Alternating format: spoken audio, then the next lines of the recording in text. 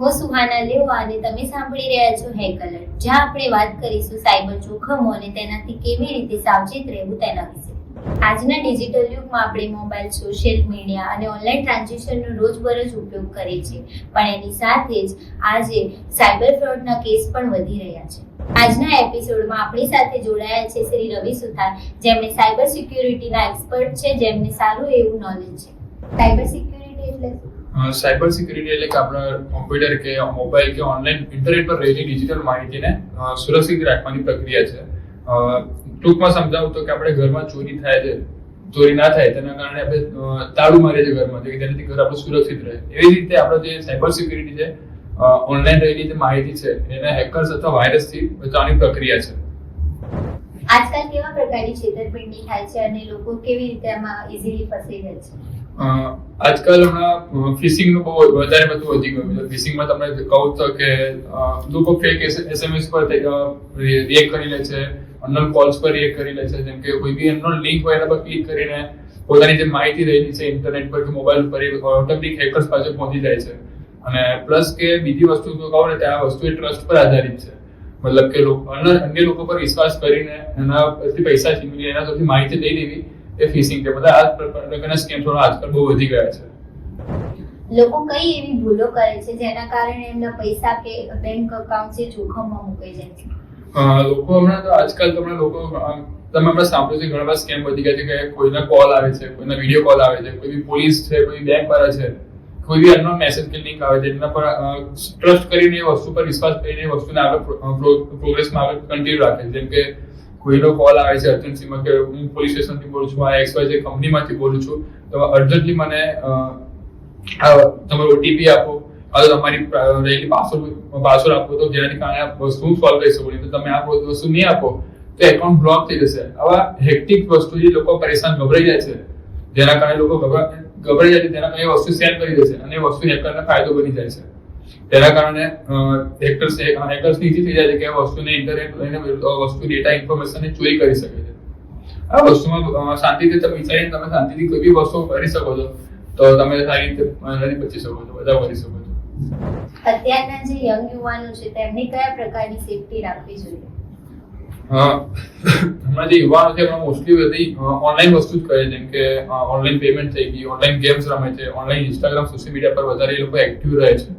હવે એ લોકો જે સ્ટાર્ટિંગમાં જે નવા ઇન્સ્ટાગ્રામ યુઝર્સ બને છે તે લોકો ફેક પ્રોફાઇલ્સ પર ટ્રસ્ટ કરી લે છે, અનનોન મેસેજ પર ક્લિક કરીને વસ્તુ પોતાની માહિતી શેર કરી દે છે. રાઈટ છે. હવે એ વસ્તુ તમે ઇગ્નોર કરવાની. જેમ કે હવે કોઈ બી XYZ પ્રોફાઇલ આવી છે, રાઈટ, હવે તમને મેસેજ કરીને એમ કહે છે તમે આટલા રૂપિયા જીતી ગયા છો, તમારી પાસે આટલી વસ્તુ આવી ગઈ છે, તો તમે એકવાર ક્લિક કરી તમે રજીસ્ટર કરીને તમે કહી શકો. તો એવી રીતે બધા જે યુઝર્સ છે એના પર ક્લિક કરીને ટ્રસ્ટ કરીને તમે એક્સાઇટેડ થઈને એના પર ક્લિક કરે છે, પણ ક્લિક જેવું કરે છે એવો ડેટા ઇન્ફોર્મેશન જે આપણી ફોનમાં રહેલી છે હેકર્સ પાસે પહોંચી જાય છે. હવે એ વસ્તુ ઓનલાઈન મળે છે, તમે શાંતિથી એના માટે હું એક જ વસ્તુ કહીશ, થિંક બિફોર ક્લિક. એટલે ક્લિક કર્યા પહેલા વિચારો કે તમે શેના પર ક્લિક કરી રહ્યા છો. સોશિયલ મીડિયા ઉપર શું ધ્યાન રાખવા જેવું છે? લાઈક ઇન્સ્ટાગ્રામ છે, વોટ્સએપ મેં, તો એવા સાવચેતી શું રાખવી જોઈએ? ઇન્સ્ટાગ્રામ ને વોટ્સએપ પર બધા પણ સ્કેમ વાળા વધી ગયા છે કે એકાઉન્ટ હેક થઈ જાય છે, પામ થઈ જાય છે. પણ એનામાં એક સરળ ઓપ્શન હું તમને કહું તો 2FA એટલે કે ટુ ફેક્ટર ઓથેન્ટિકેશન, જે ડબલ પ્રોટેક્શન પાસવર્ડ પ્રોવાઈડ કરે છે. જેમ કે તમે કોઈ બી XYZ હેકર કે કોઈ બી અનનોન પર્સન તમારા આઈડીમાં લોગિન કરવાનો ટ્રાય કરે છે, તો પહેલા એ પાસવર્ડ તો ભલે સાચો નાખી હશે, પણ તમારે જે ઓનર ઓફ ધીસ એકાઉન્ટ, જે એકાઉન્ટનો જે ઓનર હોય છે એનામાં એકવાર સિક્યુરિટી એજન્સી કે એ લોકો પેલું કન્ફર્મેશન માંગે છે. એ વસ્તુ તમે ઓપન રાખશો તો તમારે એકદમ ઇઝીલી કોઈ બી એકાઉન્ટ છે, વોટ્સએપ એકાઉન્ટ થઈ ગયું, ઇન્સ્ટાગ્રામ એકાઉન્ટ થઈ ગયું, એ તમારે હેક થવાનું ચાન્સીસ એકદમ ઓછા રહેશે. જે અત્યારે ખોટી લિંક છે, ખોટા OTPs જે બધા મોકલે છે, એ ઓળખવા માટે આપણને ખબર કેવી રીતે પડે કે આ ખોટો OTP છે, આ ખોટી લિંક છે? ઓકે, હવે આ જે લિંકો છે પહેલા તો એનામાં લિંક પર નજર કરવાની હોય કે લિંકમાં કોઈ સ્પેલિંગ મિસ્ટેક નથી ને, કોઈ બી લિંકમાં અનનોન લિંક લાગતી નથી કે અનનોન વસ્તુ લાગતી નથી કે અનનોન ટ્રસ્ટેબલ વસ્તુ એનામાં લખેલી છે કે નથી, પેલા ચેક કરવાનું. પહેલી વસ્તુ તમે સ્પેલિંગ ચેક કરશો ત્યારે તમારી વસ્તુ ઓળખાઈ જશે કે આ લિંક અમુક તમે જોયું હશે કે ફ્લિપકાર્ટની લિંક આવે છે કે એમાં ફ્લિપકાર્ટ લખેલું નથી હોતું. એક એપ ફ્લિપની જગ્યાએ એલ પાછળ હોય છે ને આઈ આગળ હોય છે, ફ્લિપકાર્ટ હોય છે. હવે જ્યારે અનનોન લિંક પર ક્લિક કરો છો ત્યારે અમુક સ્પેલિંગ મિસ્ટેક ચેક કરી શકો છો. ત્યારે તમે પહેલા તમે અવેર થઈ જશો. ભલે તમે ત્યારે અવેર ના થયા, તમે ક્લિક બી કરી દીધું, તો હવે ઓટીપી તમારે તો માંગશે, ઓટીપી તમે કોઈ દિવસ શેર કરવાનું નહીં આવે. ઓટીપી નો બીજો પહેલા એક ફૂલ ફોર્મ તમને વધારે ખબર છે, વન ટાઈમ પાસવર્ડ. તો વન ટાઈમ પાસવર્ડ જ્યારે હું બીજો એક વસ્તુ મેં કહું છું, ઓનલી ટુ પર્સન. તમે પોતે જેનો ઓટીપી છે એ તમારી પાસે પોતાની પાસે રાખો, તમારી પાસે કોઈને શેર નહીં કરો, તો તમે એનો લિંક પરથી તમે બચાવ કરી શકો છો. કોઈ અજાણ્યા નંબર ઉપરથી આપણને ફોન કરે છે તો એ ખબર કેવી રીતે પડે? હવે અજાણ્યા નંબર પર તમને કોઈ બી ફોન કરે છે, XYZ પર્સન કે કોઈ બી કંપની પર, એક વાત કહી દો તમને, કોઈ બી બેંક થઈ ગઈ, કોઈ બી ઓર્ગેનાઇઝેશન થઈ ગઈ, લીગલ ઓર્ગેનાઇઝેશન થઈ ગઈ છે, એ કોઈ બી વખત તમને ફોન કરીને પૂછતી નથી કે તમારા પર્સનલ ઇન્ફોર્મેશન આપો એમ, કે કોઈ બેંક એમ નથી પૂછતી કે તમારા એક ઓટીપી આવશે જેનાથી તમે ઓટીપી એમને પ્રોવાઈડ કરશો, તમારે એકાઉન્ટ બ્લોક થવાથી બચી જશે એમ. એવું કોઈ બી બેંક પૂછતી નથી. એવું XYZ તમે કોઈ બી કોલ આવ્યો કે તમને એવું પૂછે છે, કોઈ હું પોલીસ સ્ટેશનથી બોલું છું, XYZ બેંકમાંથી બોલું છું, XYZ ઓર્ગેનાઇઝેશનમાંથી બોલું છું, તમારી મને પર્સનલ ઇન્ફોર્મેશન આપો કે જેનાથી આ વસ્તુને સોલ્વ કરી શકું તમારી, તો પ્લીઝ ત્યાં જ એટ ધ મોમેન્ટ તમે એ કોલને ડિસ્કનેક્ટ કરી શકો છો. જે ઓનલાઈન પેમેન્ટ્સની એપ્સ છે, ગૂગલ પે, ફોન પે, તો એમાં કેવી સાવચેતી રાખવા જેવી? ઓનલાઈન પેમેન્ટ્સમાં એપમાં તમે જોઈ લો તો તમે પેમેન્ટ સ્કેનર્સ નીકળી ગયા છે, પેમેન્ટ ફેક સ્કેનર્સ નીકળી ગયા છે, પછી ફેક પેમેન્ટ અમુક ઓપ્શન એપ્લિકેશન નીકળી ગઈ છે, પણ એ વસ્તુમાં તમે એવોઇડ કરી શકો છો. જેમ કે તમે ટ્રસ્ટેબલ એપ્લિકેશનો તમે જે પ્રમાણે કીધું, ગૂગલ પે થઈ ગયું, ફોન પે થઈ ગયું, એ પ્રમાણે ટ્રસ્ટેબલ જે એપ્લિકેશન છે એના પર ટ્રસ્ટ કરવો જોઈએ. અમારે તો માર્કેટમાં ઘણી બધી એવી એપ્લિકેશન છે જેમાં નામ તો હું નહીં લઈ શકું, પણ XYZ એ પેમેન્ટમાં તમને એવું કહેશે કે તમે આટલા પેમેન્ટ કરશો તમને આટલી પોઈન્ટ, તમને આટલા કેશબેક મળશે. એ તમને ભલે થોડા ટાઈમ સુધી તમને એ વસ્તુ કેશબેક આપશે, પણ એ સિક્યુરિટી પોતાની ઇન્ફોર્મેશન માટે કોઈ દિવસ સેફ નથી એમ. તો હું તો એમ જ કહીશ કે ગૂગલ પે અને એપ સ્ટોર પર જે રીતે એપ્લિકેશન છે એના પર ટ્રસ્ટ કરવો એ સારો રહેશે.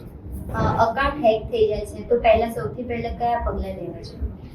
એક તો તમારે પહેલા બેંક એકાઉન્ટ હેક થઈ જાય છે તો પહેલા તમારી બેંકમાં તમે સૌથી પહેલા તમારે નેશનલ સાયબર ક્રાઇમ પોર્ટલ પર જઈને એમની સાયબર ગવર્નમેન્ટ ક્રાઇમની એક ઓફિશિયલ વેબસાઇટ છે, ત્યાં જઈને તમે પેલા ઓનલાઈન FIR નોંધાવી શકો છો, જેનાથી તમે પેલા ફ્રોડને તમે કેચ કરી શકો છો. પ્લસ કે હમણાં ગવર્મેન્ટે 1930 ની એક હેલ્પલાઇન નંબર બી લોન્ચ કરી છે, તેના પર તમે કોલ કરીને તમે ત્યાં કમ્પ્લેન રજીસ્ટર કરી શકો છો.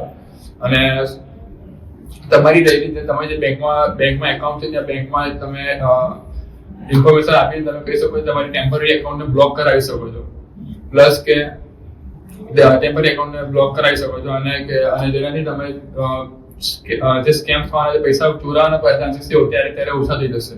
અને જ્યારે તમે કમ્પ્લેન કરાવો છો ત્યારે તમે જે ટ્રાન્ઝેક્શન ડિટેલ્સ છે, તમારા જે સ્ક્રીનશોટ છે, તમારે લઈને તમારા જે કમ્પ્લેન પોલીસ સ્ટેશનમાં જઈને તમારે બતાવવાના, ત્યાંથી તમારી ઇન્વેસ્ટિગેશનમાં એ વસ્તુ તમને મદદ કરશે અને તમારી જે પૈસા છે તમારી પાસે ઝડપથી આવી જશે. મજબૂત પાસવર્ડ કેવી રીતે બનાવવો જેનાથી કોઈ હેક ના કરી શકે? પાસવર્ડમાં તો મારા મતલબ એ માનું છું ઓછામાં ઓછો પાસવર્ડ 12 કેરેક્ટર્સનો હોવો જોઈએ, જેમાં એક કેપિટલ કેરેક્ટર આવી ગયું, એક સ્મોલ કેરેક્ટર આવી ગયું, એક નંબરિંગ કેરેક્ટર આવી ગયું, આ તો એક સ્પેશિયલ કેરેક્ટર આવી ગયું. મારા મુજબ એવું કહું છું. પણ હમણાં જે મોસ્ટ ઓફ જે પબ્લિક છે ઇઝીલી 1 થી 6 પાસવર્ડ રાખશે, કાં તો સ્ટડિંગ કન્ટિન્યુમાં જે આપતા છે એ આંકડા રાખશે, કાં તો પોતાની જન્મ તારીખ રાખશે, કાં તો પોતાનું નામ રાખશે. એ વસ્તુ રાખી એ સેફ નથી. મારા મતલબ એક વસ્તુ કહે કે વન ટાઈપ ઓફ સેન્ટેન્સ બનાવો પાસવર્ડનું, રાઈટ? કે હવે કોઈ બી નથિંગ ઇઝ વર્ડી યા કોઈ બી XYZ કોઈ બી પાસવર્ડ તમે સેન્ટેન્સ ટાઈપ બનાવીને તમે સેટ કરી શકો છો. અને પ્લસ કે કોઈ બી પાસવર્ડને એક જ જગ્યાએ એક જ પાસવર્ડને અન્ય બીજી એપ્લિકેશનમાં તમે યુઝ નહીં કરવાનો, કારણ કે એનાથી તમારા હેકર્સને ઈઝી રહેશે તમારા ડેટા ટ્રાન્ઝેક્શન ચોરી કરવા માટે. જે હોટલ છે, રેલવે સ્ટેશન છે યા કોઈ પણ BRTS છે જ્યાં આગળ ફ્રી વાઈફાઈ મળતું હોય તો એ વાપરવું યોગ્ય છે? જે ફ્રી વાઈફાઈ જે તમને અલગ અલગ જગ્યાએ મળી રહે છે પણ એ વાપરવું બિલકુલ સેફ નથી. બીકોઝ જે ફ્રી વાઈફાઈ જે અમુક જગ્યાએ ભલે રેલ વાઈફાઈ લખીને આપે છે, પણ એ હેકર્સની ચાલ હોય છે કે હેકર જે ઈચ્છે છે કે એ વસ્તુને કનેક્ટ કરે પોતાની ઇન્ફોર્મેશન ડેટા તુરંત એની પાસે મળી જાય એમ. હવે તમારે કોઈ બી વસ્તુ તમારે XYZ તમને કરવું જરૂરી પડી છે કે હવે મારે યુઝ કરવો જ પડશે, ઓપ્શન છે મારી, બીજું કોઈ ઓપ્શન છે બી નહીં, તમે યુઝ કરવા માટે VPN નો યુઝ કરી શકો છો. VPN દ્વારા તમે કનેક્ટ કરીને તમે wifi rail wifi free wifi કરવાનું જે કનેક્ટ કરી વાપરશો તો તમારી ડેટા ઇન્ફોર્મેશન ચોરી થવાના ચાન્સીસ એકદમ ઓછા રહેશે. પણ હું તો એમ જ કહીશ કે ફ્રી વાઈફાઈ કે જે છે મળે છે તે વાપરવું બિલકુલ રિસ્કી છે. કોઈ પણ એપ્લિકેશન ડાઉનલોડ કરતા પહેલા શું ધ્યાનમાં રાખવું જોઈએ? કોઈ બી એપ્લિકેશન ડાઉનલોડ કરતા પહેલા એના ટ્રસ્ટેડ ડાઉનલોડ કેટલા છે, એનામાં ડાઉનલોડ્સને પેલા ઓપ્શન જોઈ જવાના, અને પ્લસ કે એનામાં નીચે ડેવલપરનું નામ લખેલું આવે છે, તે ડેવલપરના નામ એકવાર તમે ચેક કરી લેવાના. પ્લસ કે એનામાં કેટલા રેટિંગ્સ છે એ પણ તમારે ચેક કરી લેવાનું. અને પ્લસ કે જ્યારે તમે ઇન્સ્ટોલ કરી બી દીધી એપ્લિકેશન બી જાણ્યા વગર તો એનામાં પરમિશન સ્ટાર્ટિંગમાં માંગતા હશે, કેમેરાની પરમિશન થઈ ગઈ, ફોટોસની પરમિશન થઈ ગઈ, પણ જો તમે એ એપ્લિકેશન ડાઉનલોડ કરી છે તમને નથી લાગતું કે આ એપ્લિકેશનમાં આ વસ્તુની પરમિશન જરૂર છે કે નહીં, તમે એ પરમિશનને ડિનાય કરીને તમે આગળ એપ્લિકેશન યુઝ કરી શકો છો. કે જેનાથી અને પ્લસ કે જે એપ્લિકેશન છે હવે બારી ઘડી અપડેટ્સ આવતા રહે છે, જે અપડેટ્સ તમારે કરવા બિલકુલ એકદમ જરૂરી છે. બીકોઝ જે અપડેટ્સ આવે છે એનામાં જોઈએ તો સિક્યુરિટીના ફીચર્સ બી એમાં અપડેટ થતા રહે છે. જેનાથી તમારી જે ડેટા ઇન્ફોર્મેશન જે રહેલી છે અંદર એ તમારે લીક થવાના ચાન્સીસ એકદમ ઓછા છે. જો છેતરપિંડી થાય તો ફરિયાદ ક્યાં કરવી, ઓનલાઈન કે પોલીસ સ્ટેશનમાં જઈને કરવી? તો તમારી છેતરપિંડી થઈ જાય છે રાઈટ. હવે તમે આજુબાજુમાં કોઈ પોલીસ સ્ટેશન નથી તો તમે તમારી પાસે એક ઓપ્શન અવેલેબલ છે, સાયબર ક્રાઇમ દ્વારા એક પ્રોફેશનલ વેબસાઇટ લોન્ચ કરવામાં આવી છે, cybercrime.government.in. ત્યાં આગળ તમે જઈને ઓનલાઈન કમ્પ્લેન રજીસ્ટર કરી શકો છો. અને તમારી પાસે ફાઇનાન્શિયલ સ્કેમ થયો છે, તમે 1930 પર કોલ કરીને તમારી ફાઇનાન્શિયલ જે સ્કેમ થયો છે ત્યાં આગળ કમ્પ્લેન તમે રજીસ્ટર કરાવી શકો છો. ત્યારે તમારા જે પૈસા રિકવર થવાના ચાન્સીસ છે તમારે જલ્દી થઈ જશે. અને જો તમારી પાસે કોઈ બી અમારી આજુબાજુ પોલીસ સ્ટેશન છે તો પોલીસ સ્ટેશનમાં જઈને તમે કમ્પ્લેન કરી શકો છો. જો તમારે નથી તો તમારી પાસે ઓનલાઈન ઓપ્શન પણ અવેલેબલ છે. સુરક્ષિત રહેવા માટે 3 એવી કઈ ખાસ ટિપ્સ છે જે ધ્યાનમાં રાખવી જોઈએ? સુરક્ષિત રહેવા માટે પહેલા તમને કીધું થિંક બિફોર ક્લિક, કે કોઈ બી લિંક પર અનનોન લિંક કે અનનોન મેસેજ પર તમે ક્લિક કરીને તમારી ડેટા માહિતીને શેર ના કરી દેશો. પ્લસ કે તમારી પાસે રહેલી ઓટીપી, બીજી વસ્તુ કે તમારી પાસે ઓટીપી જો આવે છે, કોઈ ઓટીપી માંગે છે તો તમે ઓટોમેટિક એના ટ્રસ્ટ કર્યા તમે એને ઓટીપી ને આપી દેશો કે હા ભાઈ તમે આલે ઓટીપી કે તમે મારી વસ્તુ ચોરી થઈ, ત્યારે તમારી વસ્તુ ચોરી થઈ જશે. અને થર્ડ વસ્તુ કે તમે જ્યારે પેમેન્ટ કરી રહ્યા છો કોઈ બી વસ્તુને, કોઈ બી જગ્યાએ પેમેન્ટ કરી રહ્યા છો, તમે પહેલા વેરીફાઈ કરો કે કોને પેમેન્ટ કરી રહ્યા છો અને જે વ્યક્તિને પેમેન્ટ કરી રહ્યા છો એનું નામ આવી રહ્યું છે કે નથી આવી રહ્યું.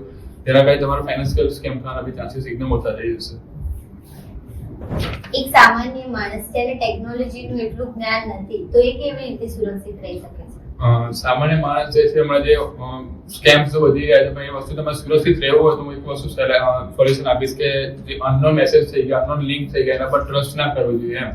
અને કોઈ બી મેસેજ તમે ટ્રસ્ટ કરી. અને બીજી વસ્તુ હું એક કહેવા માંગુ છું કે unknown number plus urgent demand તો હાઈ ચાન્સીસ ઓફ સ્કેમ એમ. મતલબ કે તમારા કોઈ પણ નંબર પરથી મેસેજ આવે છે કે અન્ય નંબર પરથી કોલ આવે છે અને તમે એમ કહે છે કે અર્જન્ટમાં મને આ વસ્તુ શેર કરો તો તમે તમારો એકાઉન્ટ બ્લોક થઈ જશે એમ. તો આવી વસ્તુ પર તમારે ટ્રસ્ટ કરવાની બિલકુલ જરૂર નથી. કે એમાં કોઈ બી બેંક કે કોઈ બી ઓર્ગેનાઇઝેશન જે લીગલ હોય છે એ કોઈ બી તમને ફોન કરીને કે ઓનલાઈન માહિતી માંગતી નથી એમ. તો આ વસ્તુ પર તમે ટ્રસ્ટ ઓછો કરશો કે ઓનલાઈન અર્જન્ટ ડિમાન્ડ પર કોલ આવશે તેમાં ટ્રસ્ટ ઓછો કરશો, તમારે જે સ્કેમ થવાના ચાન્સીસ છે એકદમ ઓછા થઈ જશે. ભવિષ્યમાં જે સાયબર ફ્રોડ છે એ કેવી રીતે અપગ્રેડ થશે અને જે ગુનાઓ અત્યારે બધા થઈ રહ્યા છે, જે સ્કેમ્સ થઈ રહ્યા છે એમાં કેવા ચેન્જીસ થશે અને જે એઆઈ નો અત્યારે ઉપયોગ વધ્યો છે તેના કારણે કેવા જોખમો ઊભા થઈ શકે છે? આ વસ્તુમાં હું તમને એમ કહીશ કે આમાં ભવિષ્યમાં ટેકનોલોજી એક બીજા સામે આવી શકે છે. જેમ કે હમણાં હેકર્સ છે એ ફૂલ ઓફ એઆઈ નો યુઝ કરીને ફેક વિડીયો પર બનાવે છે, કોઈ ફેક કોલર ટ્યુન બનાવે છે, જેના કારણે લોકો ટ્રસ્ટ કરી લે છે એકદમ ઇઝીલી. તો એ વસ્તુમાં હાઈ ચાન્સ ઓફ સ્કેમ્સ એકદમ વધી જશે એમ. એની સામે સાયબર સિક્યુરિટી આપણી જે સંસ્થા છે એ પણ એકદમ અપગ્રેડમાં ચાલી રહી છે, જેના એકદમ એનો યુઝ કરીને એ વસ્તુને એકદમ એઆઈ થ્રોટ પ્રોટેક્શન એક એવી સર્વિસ બનાવી રહી છે, જેના કારણે જેવા સ્કેમ્સ છે ઓટોમેટિક તમે કોઈ બી કોલ આવે છે, વિડીયો કોલ આવે છે, તમે તાત્કાલિક ઓળખી શકો છો એમ. અમારે મોસ્ટલી બધા ફોનમાં એ ફીચર્સમાં એ વસ્તુ ઇન્સ્ટોલ કરીને આવી રહી છે. એટલે કે તેનાથી બી તમારે ગભરાવાની જરૂર નથી કે તેના કારણે આપણે સાયબર સિક્યુરિટી છે એ પ્રોટેક્શનમાં એકદમ આગળ ચાલી રહી છે. એટલે ભવિષ્યમાં બી કોઈ સ્કેમ્સ થવાના ચાન્સીસ એકદમ ઓછા જ રહેશે. તમે ખૂબ જ ઉપયોગી અને સરળ ભાષામાં માહિતી આપી છે, તેના માટે ખૂબ ખૂબ આભાર તમારો. મિત્રો, સાયબર સિક્યુરિટી માત્ર ટેકનોલોજીનો જ ભાગ નથી, પરંતુ એ આપણા રોજિંદા જીવનનો પણ એક ભાગ બની ગયો છે. તો થોડું ધ્યાન રાખીશું તો આપણે ઘણી મોટી મુશ્કેલીઓથી પણ બચી શકીશું. હું સુહાના લેવા અને તમે સાંભળી રહ્યા છો હેક એલર્ટ. ફરી મળીએ એક નવા વિષય સાથે. આભાર.